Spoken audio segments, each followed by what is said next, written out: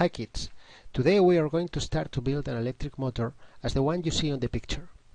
This motor runs with direct current, supplied by a battery through the wires or cables and through the rotor. The permanent magnet has a magnetic field around itself, and the rotor has another magnetic field when connected to the battery.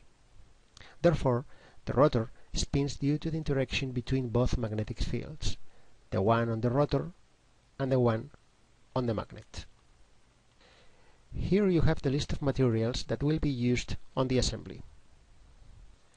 Here is the enamel wire used to build the rotor. This is the permanent magnet used to generate the fixed magnetic field that interacts with the magnetic field of the rotor, thus making the rotor spin.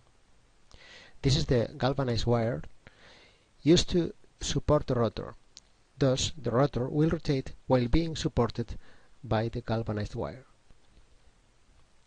These are the two round head screws to attach the wires to the wooden base. Here is the wooden base. The electric motor will be assembled over this base. This is the connector for the battery, to connect the battery to the electric motor. And here is the 9 volts battery to supply energy to the engine. Now you have the list of tools that will be used on the assembly. Here you have the metallic roller.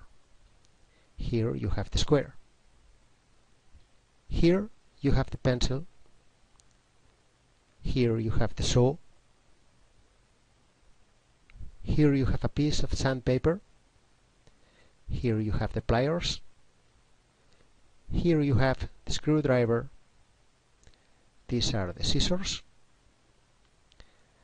And this is the drill. We have an electric drill here and a manual drill here. Now we are going to see the operating sequence. Let's remember that this is the final assembly we want to obtain. In order to get this final product, we will follow these steps. First, cut 1 meter of enamel wire. The enamel wire is composed of a copper conductor wire, coated by a very thin insulation. The enamel is a kind of paint that can be easily removed by scraping it off with sandpaper. Wound the enamel wire around a cylindrical object of diameter between 20 and 35 millimeters. Leave unbound 2 ends of about 70 millimeters in length. Wound the wire ends around the central coil with 3 or 4 turns. The resulting 2 ends of the rotor shaft has to be as straight as possible.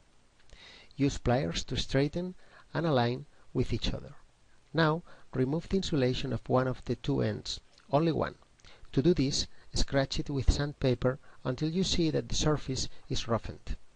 This indicates that the enamel layer is lost and that the current can pass. The other end must also be scraped to remove the enamel, but only half of the cable and longitudinally, as you see at this drawing. See on the photo how to take out the enamel cover.